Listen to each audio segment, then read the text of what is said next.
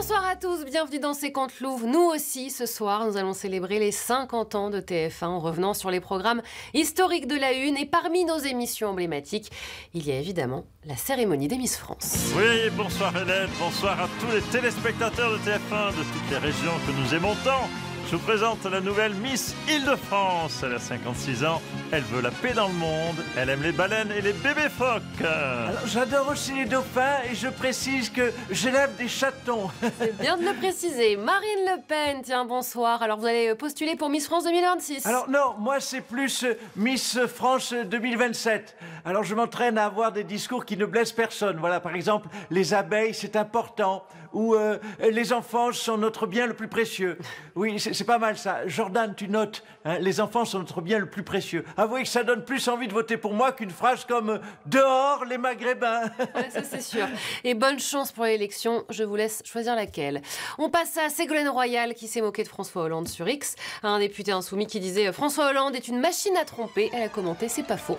Tiens, ça nous rappelle aussi une émission de TF1, Tournée Manège. Je voulais savoir si au bar, c'est toi qui payais l'alcool.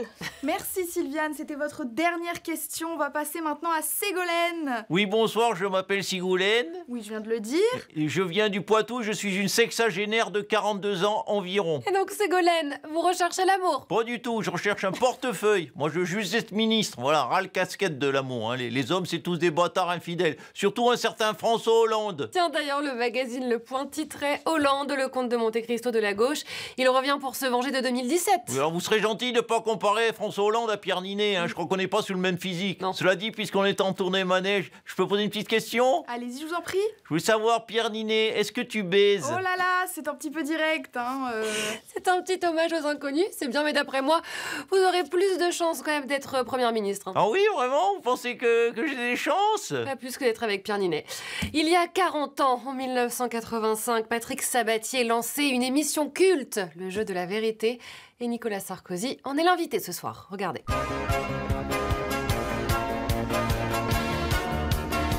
Bonsoir à tous et bienvenue au Jeu de la Vérité. Nicolas Sarkozy, bonsoir. Bonsoir Patrick Sabatier, merci de m'accueillir à ce jeu de la vérité. C'est normal, alors, vous vous rappelez du principe de l'émission, un invité lève la main droite et jure de dire la vérité. Oui, mais ça, je le fais tous les jours au tribunal, j'ai l'habitude. Donc, je jure de dire toute la vérité, même celle qui est vraie. Et puis surtout, quand les questions sont trop embarrassantes, vous avez le droit à 2 jokers. Oh, ça, j'aurais pas besoin. Bon. Alors, on commence par la première question d'une téléspectatrice. Bonsoir, monsieur Sarkozy. Ma question est, est-ce que Kadhafi a financé votre campagne de 2007 ? Joker. Joker, c'est normal, ok. Alors, deuxième question d'un téléspectateur. Oui, ma question c'est, avez-vous pris l'identité de Paul Bismuth pour corrompre un juge? Eh ben, Joker. Deuxième joker, ok, vous avez le droit, il n'y en a plus. Ok. Troisième question. Bonsoir. Avez-vous gonflé vos comptes de campagne de 2012 via la société Big Balion ? Eh ben voilà, Joker. Non, normalement, il n'y en a que 2. Mais je fais ce que je veux. De toute façon, c'est la fin de l'émission. En tout cas, merci de m'avoir accueilli. C'était un plaisir de dire la vérité, toute la vérité, surtout rien que la vérité. Enfin, ouais, vous n'êtes pas trop mouillé quand même, là. Oui, de toute façon, je sais comment ça se termine. Que je dise la vérité ou pas, à chaque fois, je suis condamné, alors. Oui, c'est pas faux. Ouais. Il passe trop de temps au tribunal, il mélange tout. Pour jouer à Qui veut gagner des milliards, François Bayrou est notre invité ce soir.